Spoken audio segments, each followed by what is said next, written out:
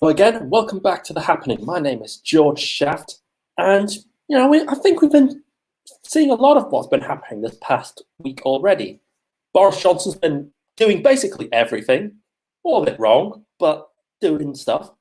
We've been having the the government plans for like a new lockdown, and contingency plans they're calling it.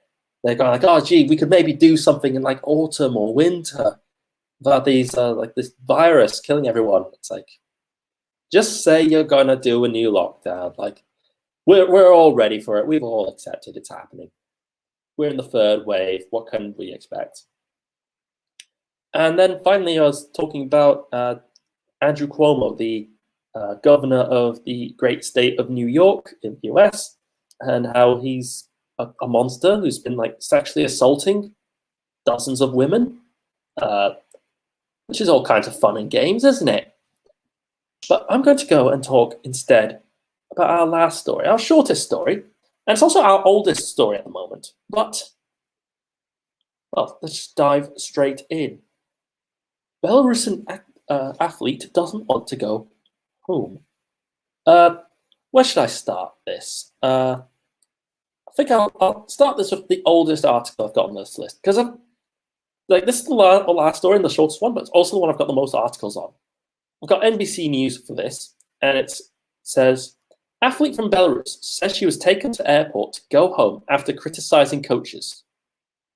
Okay. Kristina Timasuka, I hope I got that right. Kristina Timasuka, who was due to compete in the women's 200 meters on Monday in the Tokyo Olympics, said she did not plan to return to her home country.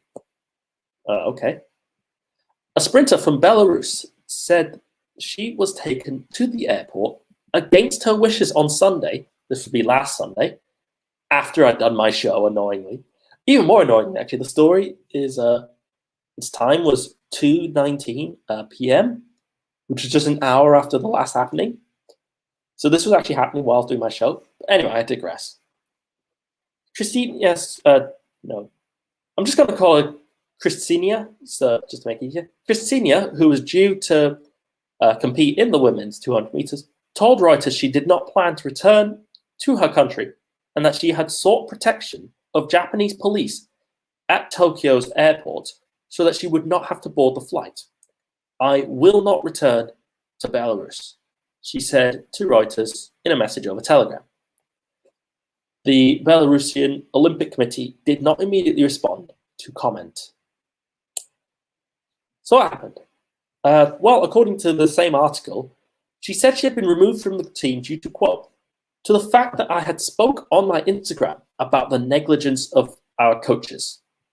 She had previously complained that she was entered in the 4x400 meter relay after some members of the team were found to be ineligible to compete at the Olympics because they had not done a sufficient amount of doping tests. Oh. Because of our girls did not fly here to compete in the 4x400 meters relay, because they didn't have enough doping tests, and the coach added me to the relay without my knowledge. I spoke about this publicly. The head coach came over to me and said that there had been an order from above to remove me. She added that she was standing next to Japanese police at the airport, and she was has reached out to a member of the Belarusian diaspora in Japan to retrieve her at the airport. Okay, that's all kinds of yikes, isn't it? What does it mean, like, for the coach, where it's like the order from above to add you to like this race that you didn't train for? Like, I can think of what that means. None of it good. Especially none of it good when you look at the past year or so of events from that country. There were huge protests in 2020 in Belarus because, the government was being corrupt again and was really mishandling the pandemic. It sounds familiar, doesn't it?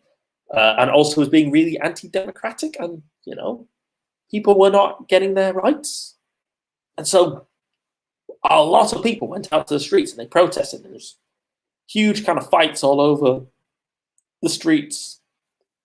I mean, famously, there was this photograph that actually became a meme, but it was this photograph of like a Belarusian like police officer pointing at like a woman who was like knocked out on the ground with this kind of like face of like, "Hey, we should do something about this. Like we've just like knocked out a woman. What do we do?" So that's not great. A lot of those people ended up being arrested and thrown into prison, and a lot of them are still there. Yikes.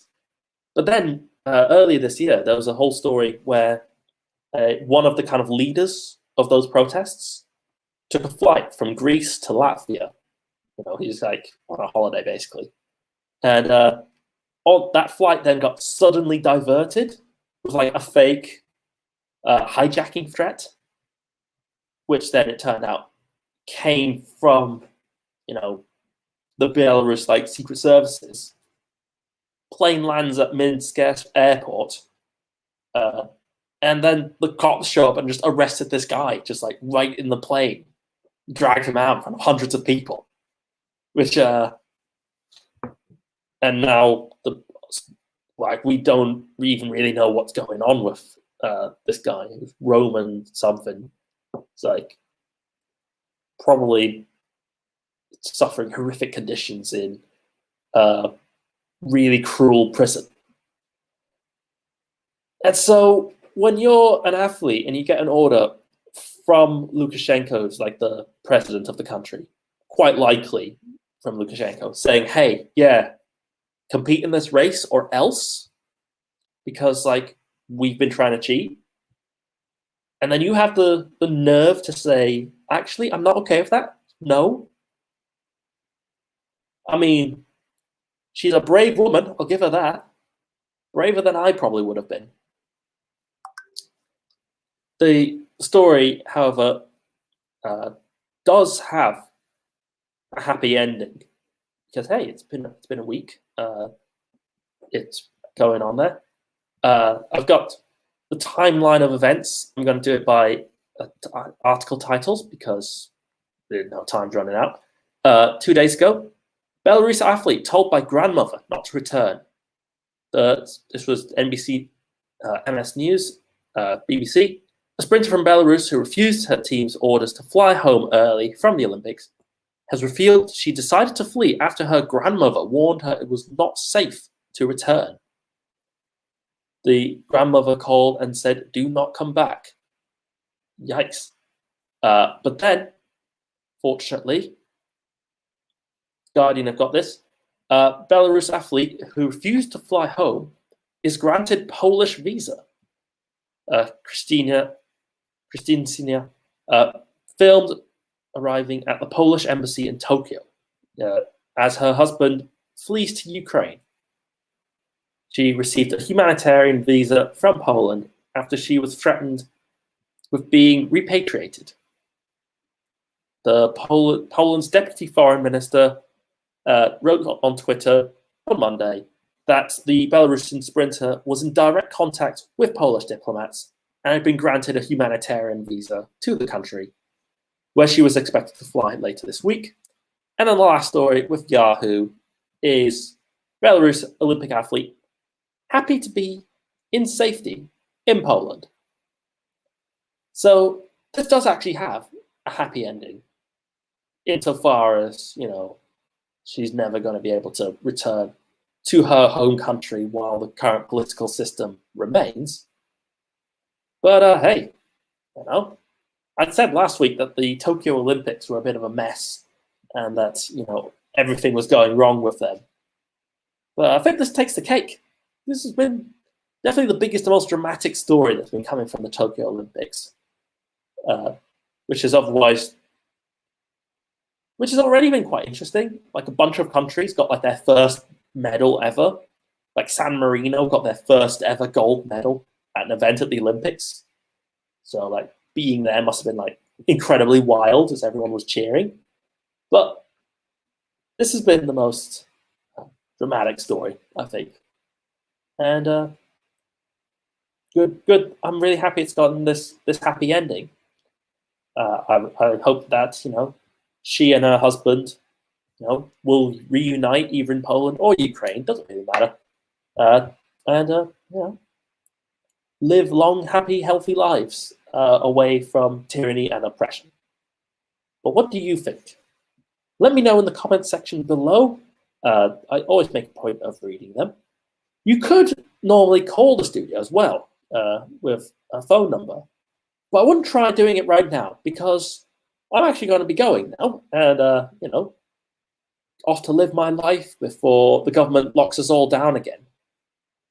But don't go away, because here at Relaks Radio we have lots and lots of different shows with lots of very talented, intelligent, smart people. They're broadcasting pretty much all the time. So I recommend you stick around and listen to those. But in the meantime, and in between time, goodbye and have a good day.